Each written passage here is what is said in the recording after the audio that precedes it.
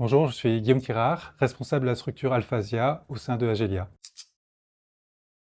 Donc Alphasia est un logiciel DAM, photothèque, pour les entreprises ou les associations ou les institutionnels pour organiser, gérer et rendre disponibles leurs assets, leurs images, leurs fichiers, tout ce qu'ils ont besoin de pouvoir partager ou de garder.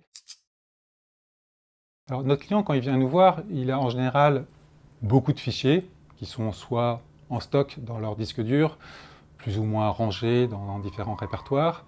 Et son objectif, c'est un peu restructurer tout ça, pouvoir indexer ces fichiers pour pouvoir les retrouver plus facilement, parce que l'objectif, c'est pas seulement d'avoir des images, c'est aussi de pouvoir les distribuer et que les personnes qui en ont besoin puissent les trouver facilement.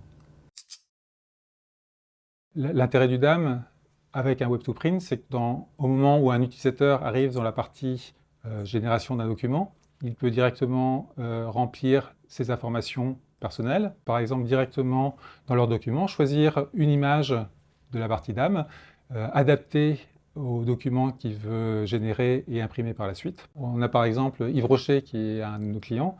Le responsable de magasin peut directement aller sur l'interface de la partie Web2Print, indiquer les différents prix qu'il pratique et ça va générer automatiquement les documents, leaflets, etc., adaptés, contenant les prix, les différents produits proposés, directement imprimés et qu'il reçoit 8 jours après dans son magasin, prêt à distribuer.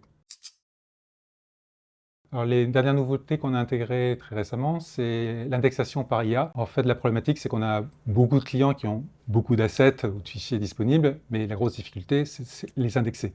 Ça prend beaucoup de temps, donc beaucoup d'argent. En fait, grâce à l'IA, on a un résultat qui est parfois mieux que ce qu'un humain aurait réalisé. Un exemple qu'on avait fait avec un client où on voyait un bus dans lequel il y avait une bibliothèque à l'intérieur, et le seul élément qui pouvait montrer que c'était un bus, c'était l'aération qu'il y avait au-dessus.